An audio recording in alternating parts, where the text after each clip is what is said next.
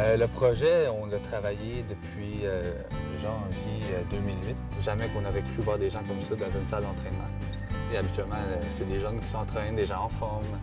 Là, on arrive là avec une clientèle qui a beaucoup de problèmes de santé. Ces gens-là, au début, ils ne croyaient pas. Ces gens-là, ils nous disaient, ben non, je suis bien trop malade pour m'entraîner. Je peux pas être là, je peux pas aller là. L'intégration était super bien.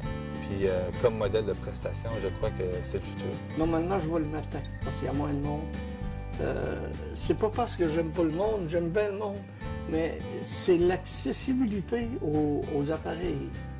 Il y a beaucoup de monde, hein? Puis t'as des personnes en grande santé qui vont faire du tapis 1h30. Mais je suis pas patient, je file pas pour attendre 1h30. Moi, j'étais là de cinéma, j'allais à Québec, là. Je stationnais mon char à 1000 pieds, 2000 pieds. Ça me prenait essoufflement, puis arrêter 2 fois avant de rentrer au cinéma. J'avais le souffle court, je savais pas que j'avais. Tu sais, le médecin de la rue là, que tu rencontres, là, il dit n'importe quoi. Assez ici, assez ça. Puis un matin, je pouvais plus, ça fait que j'étais allé à l'hôpital. C'était une insuffisance cardiaque. J'avais de l'eau sur les poumons, mais je le savais pas. Sa fraction d'éjection était trop basse. Alors, il y avait besoin d'un tuteur avec stimulateur. Là, c'est comme si j'avais reçu un coup de poing. J'ai vu noir. Puis toujours la peur du médecin, la crainte de l'hôpital. J'ai dit, je suis obligé. Il m'a dit, t'es pas obligé de vivre. T'as le choix. Soit que tu te fais opérer, ou soit que tu meurs. Et le programme Pfizer a sorti. Fait que là, le monsieur, il dit, ben, je vais donner une chance au projet. Fait qu'il a décidé de participer avec nous autres. Lorsqu'au bout de 3 semaines, j'ai demandé la permission d'attendre un peu, j'avais commencé le programme Pfizer, il était enchanté. Et le médecin lui a donné une chance, il lui a dit, participe au projet, mais dans 3 semaines, je vais absolument te revoir pour voir si tu t'es amélioré. Puis au bout de 3 semaines, là, j'étais passé un examen, puis lui-même avait resté surpris. Parce que j'avais suivi, au lieu de 3 fois par semaine, j'allais 4 et 5 fois. Puis le médecin de la rue, je vous disais tout à l'heure, les personnes de rencontre, fais pas ça, c'est trop, tu vas te tuer, tu vas dessus. Je suis allé le voir. Plus que t'en fais, mieux que c'est. Ça fait depuis septembre 2011 qu'on parlait d'une opération, et là, on arrive à septembre 2012, et le monsieur va toujours aussi bien. Et il a continué à s'entraîner. C'est mon médecin qui m'a recommandé de participer à ça. Vu que j'avais beaucoup de problèmes de santé, et qu'à mon âge, si je voulais vivre encore plusieurs années, de me prendre en main. Parce que ton cœur est un muscle, et bon, tu t'expliquais ça et je l'ai appris. Puis s'il se développe. Fait que j'ai décidé de me prendre en main. Plutôt que de rester à la maison, rien faire, j'étais à ma retraite. Ce projet-là de maladies chroniques diminue les consultations à l'urgence et puis les hospitalisations parce que les gens sont mieux traités, donc diabète mieux contrôlé, hypertension mieux contrôlée, cholestérol mieux contrôlé. C'est enfin une approche globale. Donc j'ai toujours été une fervente, une défenseur, si on veut dire, de l'approche globale chez le patient. Puis souvent, on le fait pas assez. La diète, l'exercice, c'est 2 traitements non pharmacologiques qui sont malheureusement très peu employés en médecine actuellement parce qu'on n'a pas les ressources nécessaires pour le faire. L'ancienne façon de faire, c'était beaucoup du travail qui était fait en silo. Il y avait plusieurs intervenants par dossier. Puis, de un, les intervenants ne savaient même pas qu'il y avait probablement d'autres intervenants. Ça arrivait souvent qu'il y avait 2 infirmières pour un client. Quand tu as 2 personnes pour un client, déjà là, on est perdant sur le terrain. Alors, ça, c'est un gros problème. Le travail en silo puis le dédoublement des tâches. Ce qui arrive avec le projet Pfizer, c'est que nous, on travaille en interdisciplinarité. On a une équipe qui suit le patient. Alors, admettons que le patient avait un suivi insuffisance cardiaque avec une infirmière et au diabète, mais maintenant que nous, on prend le client en charge, on communique avec les infirmières qui étaient déjà dans le dossier pour leur dire que maintenant, il va être suivi par nous en maladie chronique. Alors, ces infirmières-là ferment leur dossier et ça fait un seul suivi.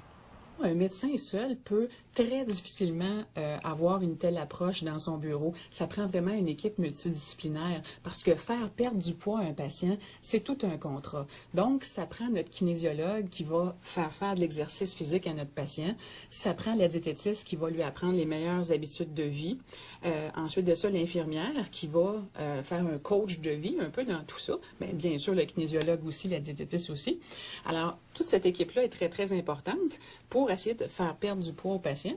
Puis ensuite de ça, bien, le titrage, la titration des médicaments, bien, comme je vous disais, l'infirmière va pouvoir le faire avec des ordonnances collectives, là. Donc, le médecin n'aura pas besoin de revoir à chaque mois le patient. De toute façon, dans la vie quotidienne, c'est très difficile de revoir un patient à chaque 2 semaines, 1 mois, là. Donc, on a beaucoup à suivre. Donc, c'est pour ça que c'est très, très utile, ce genre d'équipe-là, là. Le travail en silo n'existe plus. La communication avec les médecins est beaucoup plus facile.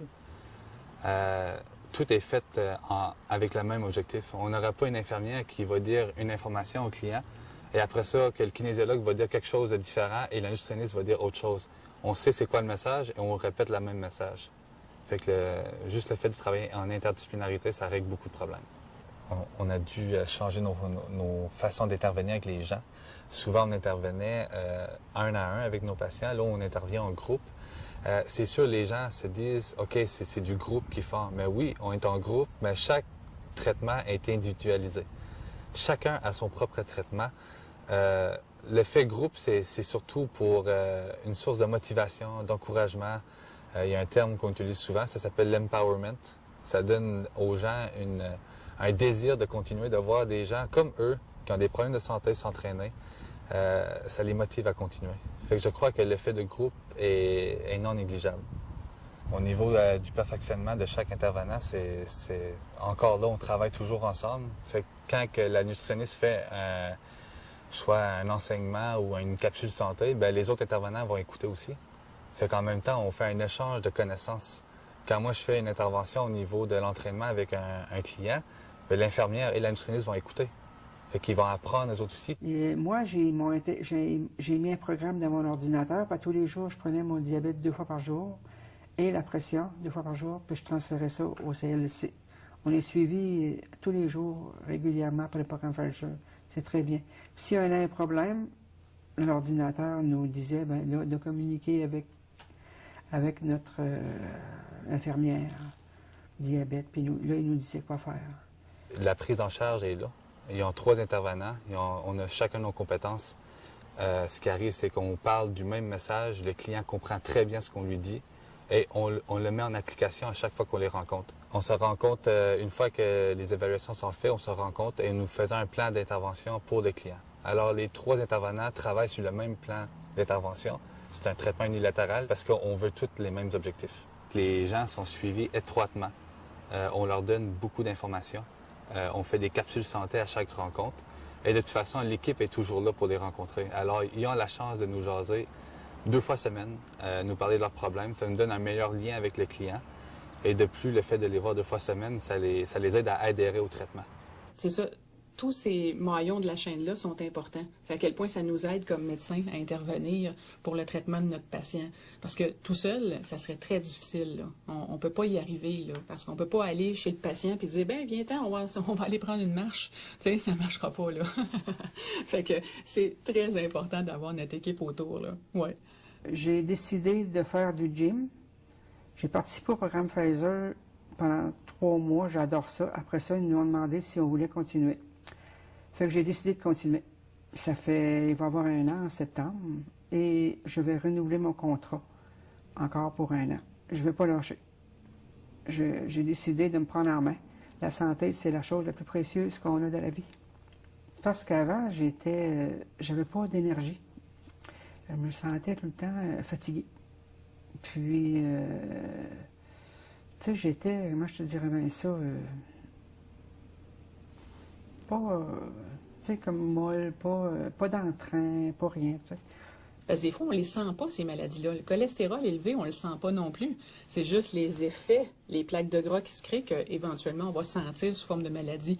Mais ça aussi, le patient doit comprendre pourquoi il doit prendre un médicament. Puis c'est difficile, des fois, d'y faire comprendre ça dans un bureau de médecin en quelques minutes. Pourquoi, à quel point c'est important de prendre sa pilule pour le cholestérol. Il y en a beaucoup qui, finalement, en sortant du bureau du médecin, ne la prendront pas.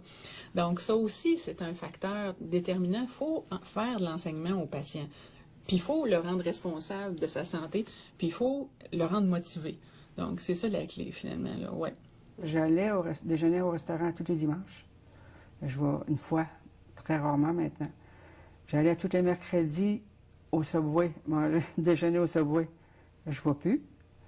Cette heure, on allait manger au restaurant tous les jeudis, je ne vois plus non plus. Une fois, peut-être 2 mois. Puis cette heure, la liqueur, j'en buvais à tous les repas, j'en bois plus. Puis un verre de temps en temps. La fin de semaine, je me permets un verre de liqueur et un petit chip. Manger des chips régulièrement aussi. J'ai tout arrêté ça. Les patients se sentent mieux, se sentent plus en contrôle.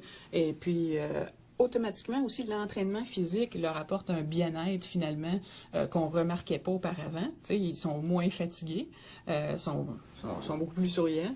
Non, c'est vraiment intéressant, là. Je me sens bien. Je me sens bien, puis même mon médecin, j'étais voir mon médecin, il fait à peu près 1 mois, là, puis elle m'a dit que, Marie-Paul, ça fait longtemps que je te soigne, puis jamais de ma vie j'aurais pensé que tu aurais fait ce que tu fais là présentement. Elle était très, très contente, puis ma santé, ça va bien.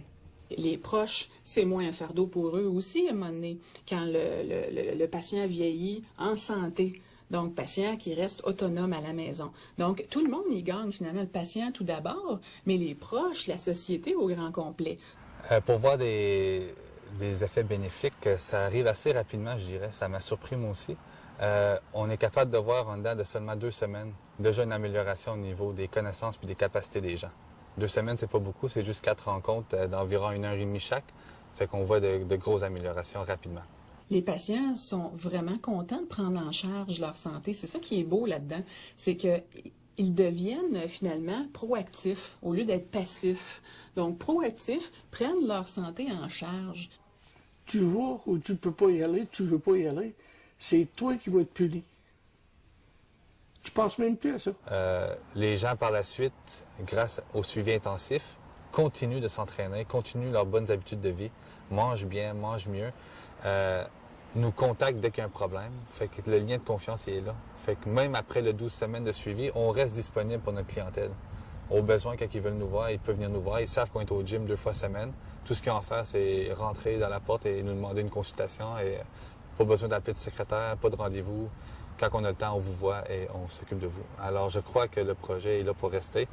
Et si possible, on aimerait l'exporter dans d'autres régions comme la nôtre. Au point de vue économique, je pense que notre système devrait avoir des coûts moindres que l'ancien système. Comme je le disais tantôt, un suivi pour avoir 2-3 infirmières dans le même dossier, ça coûte quand même cher. Tandis que là, on a une équipe qui suit des gens sur une longue période. Ensuite, on leur apprend à prendre soin de leur santé. Fait que normalement, ils deviennent beaucoup plus autonomes. Ils ont moins besoin d'aller à l'urgence. Ils ont moins besoin d'être hospitalisés. Normalement, au niveau des coûts, c'est énorme. On en sauve beaucoup. Je trouve ça très intéressant comme projet. J'aimerais ça que ça continue tout le temps. Je veux dire, à long terme, je pense qu'il faudrait que chaque hôpital ait son petit projet comme ça, avec la salle de gymnase, les kinésiologues, les diététistes, les infirmières, pour prendre en charge de façon globale le traitement des patients, avec le médecin, bien sûr, parce que c'est important, ce traitement-là, l'exercice puis la diète. Il n'y a pas juste les médicaments. Donc, il faudrait que tout soit finalement toujours appliqué, si tu veux, comme traitement. Oui. J'ai eu peur. J'ai dit, là, je suis fini. C'est la grosse panique. Ils m'ont envoyé au nucléaire, ils m'ont fait faire des exercices pas durs, là, des bicycles juste sur le dos. Puis. Et il m'a dit, j'ai une bonne nouvelle, tu n'auras pas besoin de défibrillateur, ton cœur est 15%. C'est comme si j'avais acheté de la vie. De faire les exercices, les efforts qu'avant que je ne faisais pas, que maintenant je fais, c'est pour moi, c'est très bien. Si je veux vivre encore plusieurs années, j'ai pas le choix de m'occuper de ma santé. Puis c'est ma priorité.